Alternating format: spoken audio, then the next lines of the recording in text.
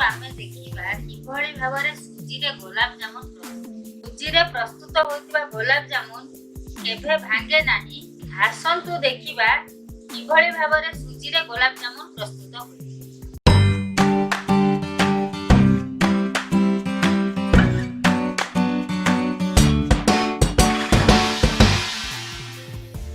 ସୁଜିରେ ଗୋଲାପ ଜାମୁନ ବନେଇବା ପାଇଁ ମୁଁ ଏଇ ସବୁ ସାମଗ୍ରୀ ନେଇଛି।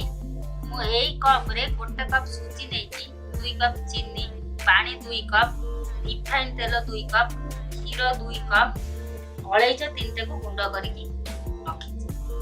ତେବେ ଆସନ୍ତୁ ଦେଖିନେବା ଆଜିର ରେସିପି।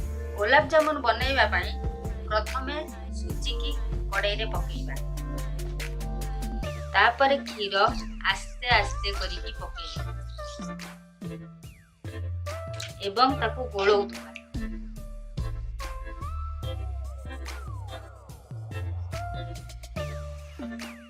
ଭଲ ଭାବରେ ତାକୁ ଗୋଳେଇ ଦେବା ଯେମିତି ବିଣ୍ଡା ନ ରହେ।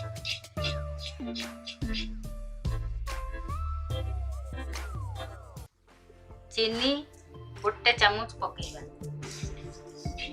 ଏବଂ ତାକୁ ଭଲ ଭାବରେ ଗୋଳେଇବା। ମୁଁ 3ଟା ଅଳେଇଚକୁ ଗୁଣ୍ଡ କରିକି ରଖିଛି, ତାକୁ ସେଥିରେ ପକେଇଦେବା ଏବଂ ତାକୁ ଗୋଳେଇ ଦେବା। ଏବେ ଚାଲନ୍ତୁ ଗ୍ୟାସରେ ବସେଇବା ଏବଂ ଡୋ ପ୍ରସ୍ତୁତ କରିବା। ଡୋ ପ୍ରସ୍ତୁତ କରିବା ପାଇଁ ମୁଁ କ୍ଷୀରକୁ ଗ୍ୟାସରେ ବସେଇ ଦେଇଛି। ମୁଁ କ୍ଷୀରକୁ ହାଇ ଫ୍ଲେମରେ ରଖିଛି।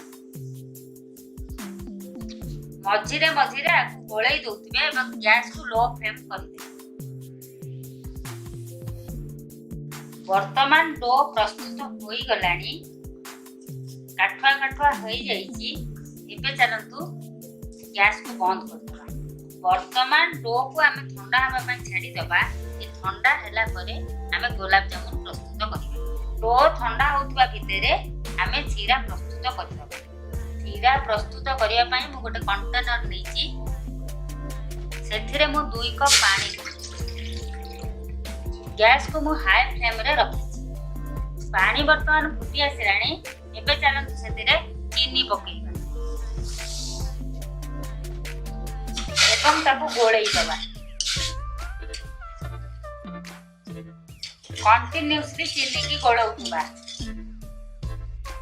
ବର୍ତ୍ତମାନ ଆମର ଶିରା ପ୍ରସ୍ତୁତ ହୋଇଗଲାଣି। ମୁଁ ଗ୍ୟାସକୁ ବନ୍ଦ କରିଦେଉଛି। ବର୍ତ୍ତମାନ ଡୋ ପ୍ରସ୍ତୁତ ହୋଇଗଲାଣି। ମୁଁ ସେଥିରେ 2 ଚାମଚ ଗାଈ ଘିଅ ପକାଉଛି।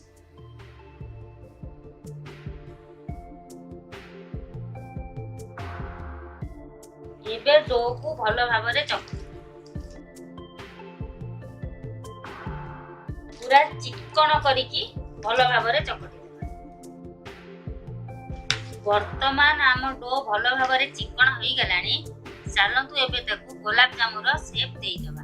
ଗୋଲାପ ଜାମୁନର ସେପ୍ ବନେଇବା ପାଇଁ ପ୍ରଥମେ ହାତରେ ଟିକେ ଘିଅ ଲଗେଇଦେବା।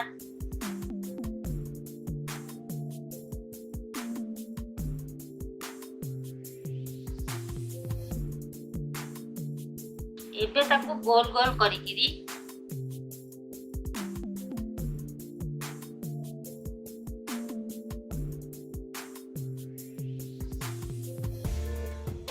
ଦୁଇ ପାପୁଲି ମଧ୍ୟରେ ତାକୁ ଏମିତି ଆସ୍ତେ ଆସ୍ତେ କରିକିରି ସେପ୍ ଦେବା। ଆପଣ ଚାହିଁଲେ ସାଇଜ ବଡ଼ ମଧ୍ୟ କରିପାରିବେ, ଛୋଟ ମଧ୍ୟ କରିପାରିବେ। ବର୍ତ୍ତମାନ ଡୋକୁ ମୁଁ ଗୋଲାପ ଜାମୁନର ସେପ୍ ଦେଇଛି।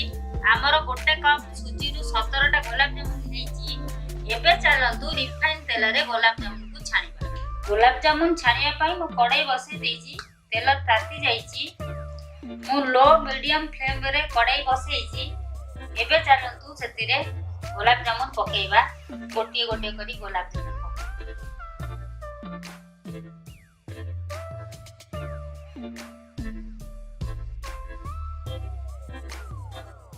ବେଶୀ ଗୋଲାପ ଜାମୁନ ପକେଇବାନି, ଅଳ୍ପ ଅଳ୍ପ କରିକି ପକେଇବା।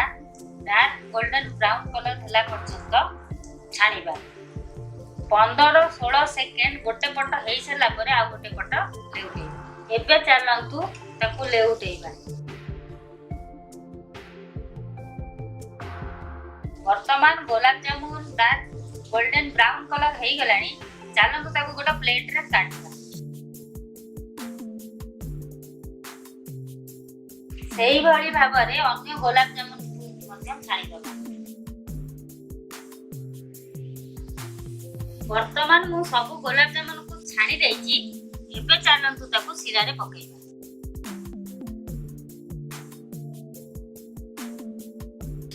भलो भाबरे गुलाब जामुन को घोळेई दबा एवं 30 मिनिट सोक हवा पाई छाडी दबा।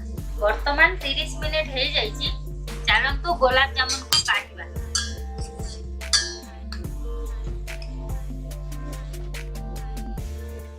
देखंतु गुलाब जामुन केते सॉफ्ट हेची। जदि एई गुलाब जामुन रेसिपीटी आपनको भलो लागि जाय आपण हम वीडियो को लाइक एवं चैनल को सब्सक्राइब करिया को भूलिबे। धन्यवाद।